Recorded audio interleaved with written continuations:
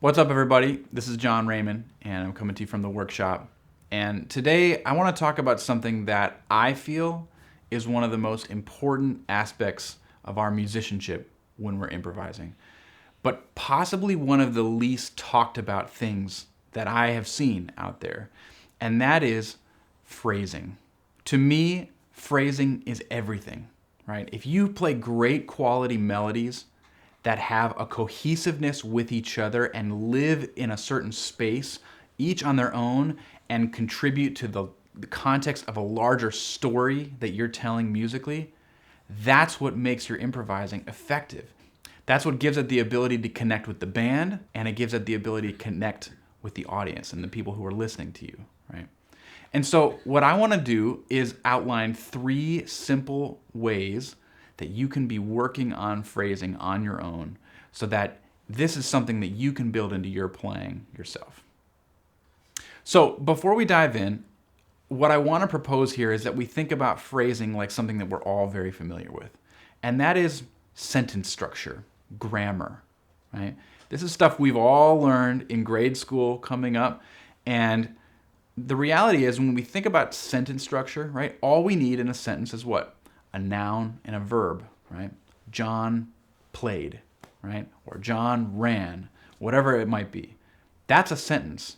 And when you have that sentence, what you're having is a clear subject, right? And you're having that subject do something. It has motion to it. So when we think about our phrases and the melodies that we play, we want them to reflect that same kind of sentence structure, right? Now, the other thing we think about when we think about this kind of a thing is grammar, as I mentioned earlier. And with grammar, what we're really talking about is the order of nouns and verbs, or subjects, adjectives, and that sort of thing. We're also talking about punctuation. We're talking about commas. We're talking about periods, semicolons, question marks, exclamation points, right?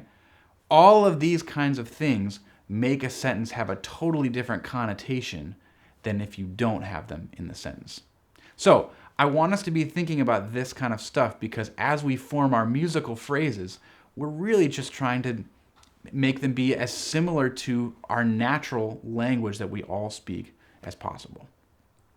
All right, so the first exercise that I'd recommend to work on phrasing would be to simply take the melody of a song and embellish it. Right? This would be the equivalent of you taking a sentence that is already existing, is already in good working condition, and you essentially modifying that sentence while keeping the subject and the essential parts of that sentence the same. Right? And this is crucial for us. When we're working on phrasing, we want everything that we do to be deeply connected to the melody, because the melody is everything in the song that we're playing. Right? That gives us the most context we can possibly have while playing over a song. So I want to demonstrate this now. I'm going to take the melody to Just Friends, okay? And I'm going to play this melody, but start to embellish it just a little bit, rhythmically and melodically. And notice, I'm not going to try to go wholesale and make a lot of changes right away. I'm just going to do some minor changes and then let that develop over time, which would be a great way to be working on phrasing for yourself. So here's me playing a little bit of Just Friends doing this kind of thing.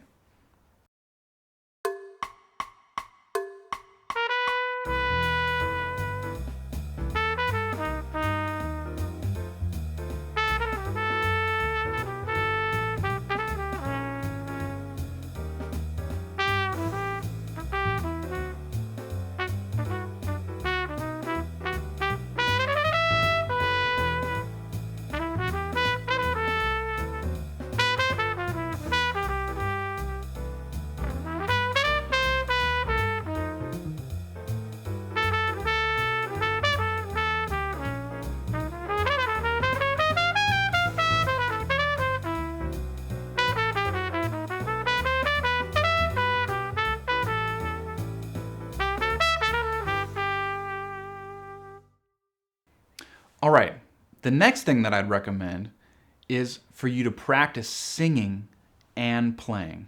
Now, I'm not going to demonstrate singing for you because you don't want to hear me sing, but you can do this on your own, and this to me is a crucial part of developing your own phrasing when you play over a song, right? And one thing I'd like to suggest here as you're working on this is do this a couple different ways. You can sing a phrase and then play a phrase, or you can even sing a whole chorus over the song and then play a chorus. And as you're going to play, you're going to try to convince yourself that everything that you play is your voice. There should be no difference between what you'd sing, what you hear naturally, and what comes out of your instrument, right? And you can also play a little game with yourself while doing this that helps work on the phrasing even more. And that is, you can think of everything that you play as either a call or a response, right? That's really, in its most basic sense, what good phrasing is. It's either a call or a response. And that can have a certain length. It could have a certain tenor or connotation to it, right? Just like, again, thinking about sentence structure. But in order to tell a good story that has all those cohesive elements, you want your phrasing to have that call and response kind of nature.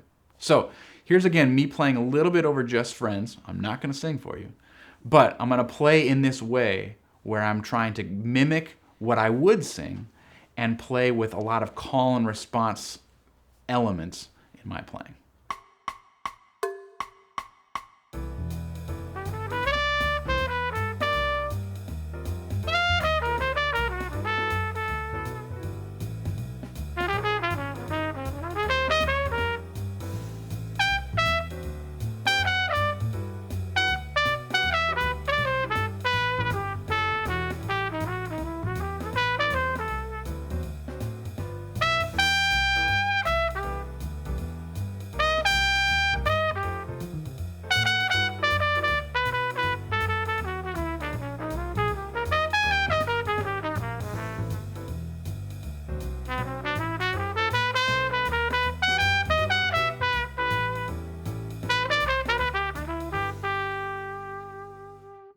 All right, last but not least, let's work on one more exercise that can help you work on phrasing.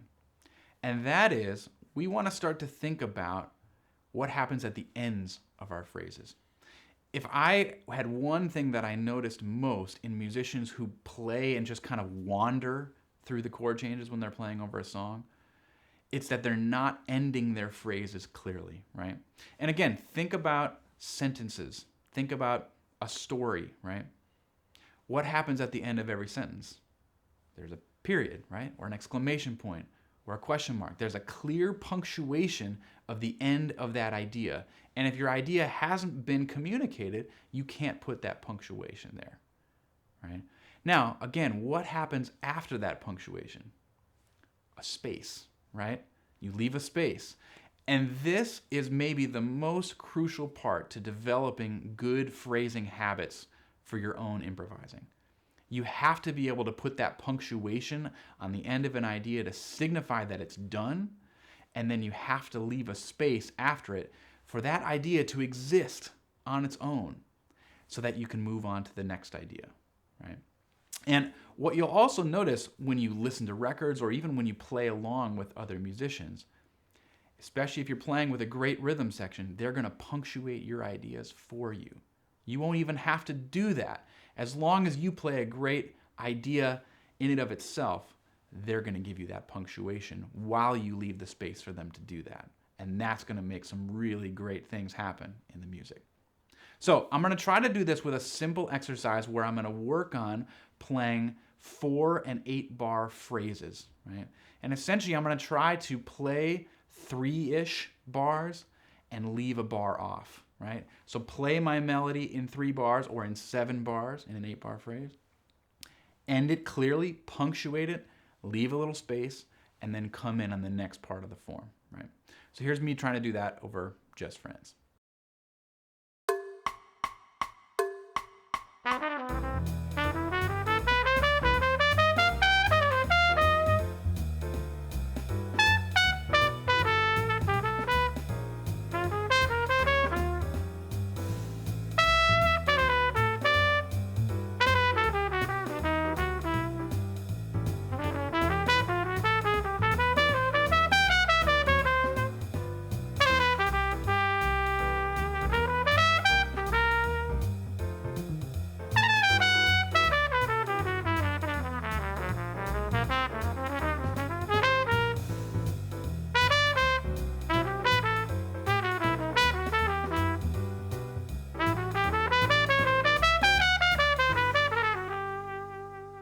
So with all of these exercises, one of the things that I think you might experience is that these are a little more conceptual in nature. We're not talking about specific notes, specific chords, but this stuff is as crucial as any harmonic melodic information that you're working on, because they affect the context and sort of the delivery of all of these chords and melodies that you're playing, right? Take a crack at any of these 3 exercises and let me know how it goes. I think this is really important stuff to work on, and I think you'll find that if you can spend some time with them doing these kinds of things, it's going to really help your phrasing. Thanks as always for checking out these videos. I really appreciate it, and I hope you're finding them helpful. If you haven't already subscribed to the channel, go ahead and do so, and you'll be getting a lot more great content that we'll be putting out over the next couple months. Let me know if you have any questions or comments, and we'll see you guys again soon.